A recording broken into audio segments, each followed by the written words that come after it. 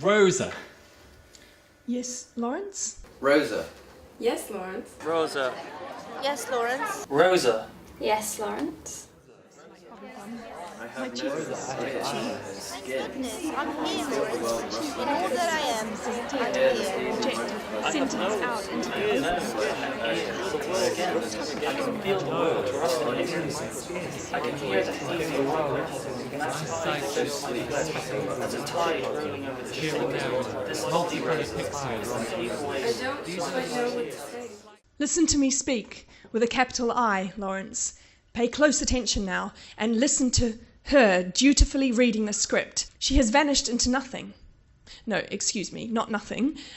She has vanished into a single line. I was a character called Rosa, an idea how now made palpable in the enactment of this text that is my very breath. Here I am, a character thawed from the deepest of hibernations. The four of us are in fact playing a game of hide and seek.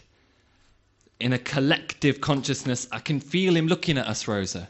He doesn't read these words without a tinge of irony, or at least a sustained, quiet skepticism. Yet I fear, Rosa, I fear that he trips on the tumbling sentences and utters a misplaced word here or there. He could do it on purpose, you know. He could undermine me in a twisting breach of the sanctity of this speech, infiltrating the tone of my character with the shrill unpredictability of his idiosyncrasies. I admit your words have been put into your mouth. But Lawrence, you are more than the sum of your words. I felt that he was relatable to Romeo and Juliet, to Antony and Cleopatra. He was everywhere, and he could be everywhere. And that dialogue between actor and character exists in every single scenario. He says himself, I use these long, complicated sentences and I trip myself up. And I did. And she did. Eventually I thought, oh, this is about being awake and being asleep, and life and death. And I was seeing something a bit deeper that was being revealed as I read it. Hopefully these characters will gain currency to be kind of indistinguishable from real people, because they will have gained a history of their own. That's it. Thank you.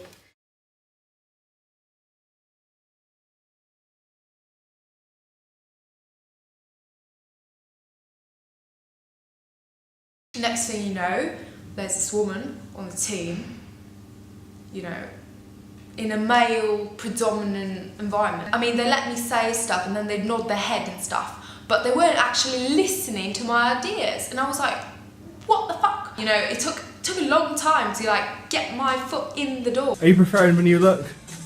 I don't know, like I got my hair coloured today, but I was like, shall I go for it? Take the risk, but I was like, yeah, just go for it, like, see what happens, you know.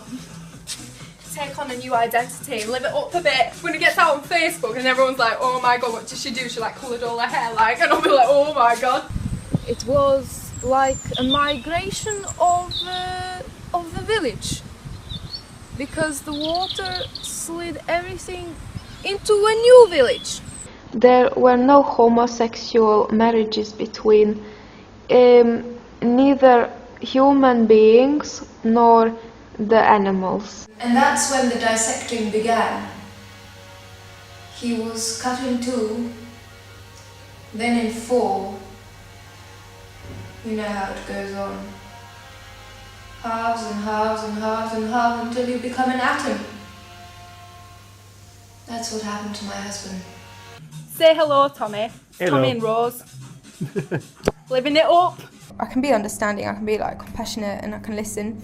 And it just flows into my work, really, like what I see around me, like it can be anything. Like turns out like love is quite important, really, at least for people of my age. Open-mindedness of a city society, but I'll tell you this, it wasn't easy to be a small town girl and move into this big city.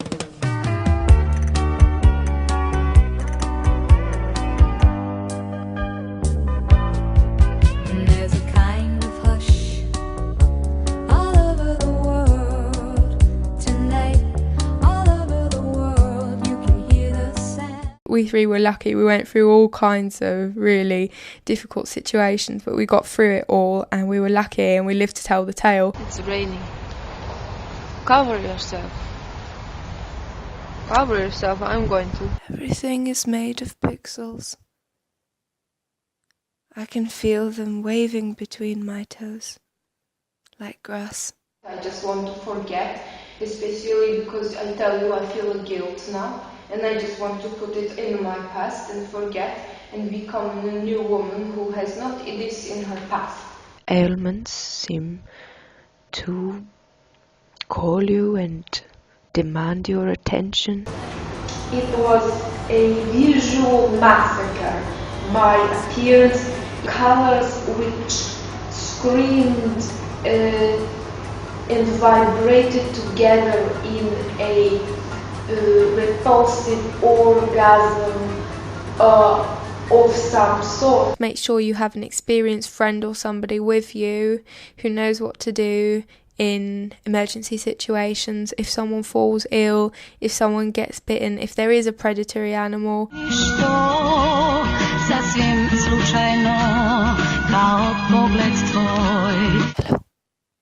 Hello. In this psychological experiment, it showed when it analyzed each of these people that these people lived more riskily.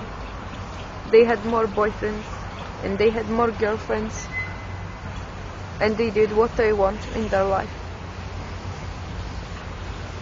It is why I come here to hang out in the graveyard. It has happened before.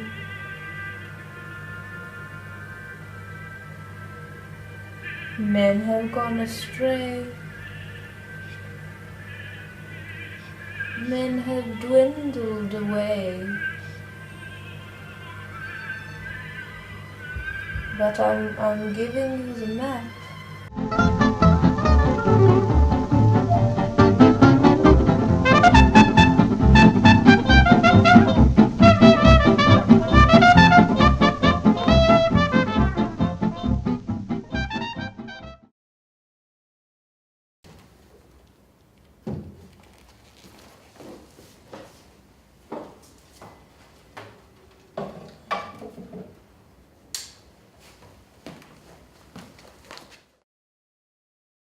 On the stage, there is a commode, and a lamp, and a chair, and a person.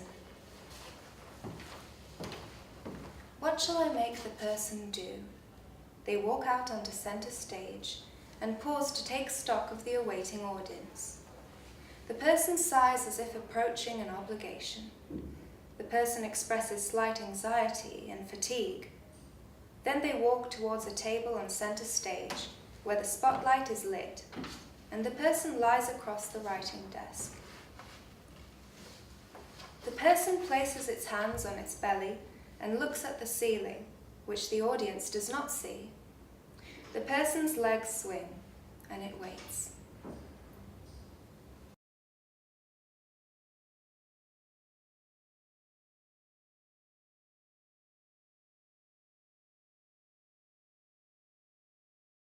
I can feel it now. Right now in my wrist I can feel a very old habit just taking place. I know that even though I'm starting here, the futures of this route, we can call it, and this route, they are going to intertwine. And that's always interesting when that happens.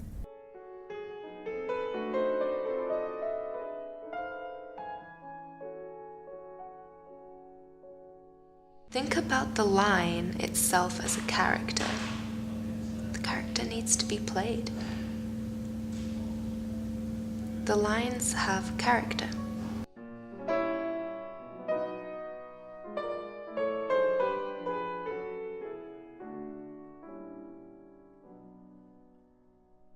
I invest myself in that line to make myself as able as possible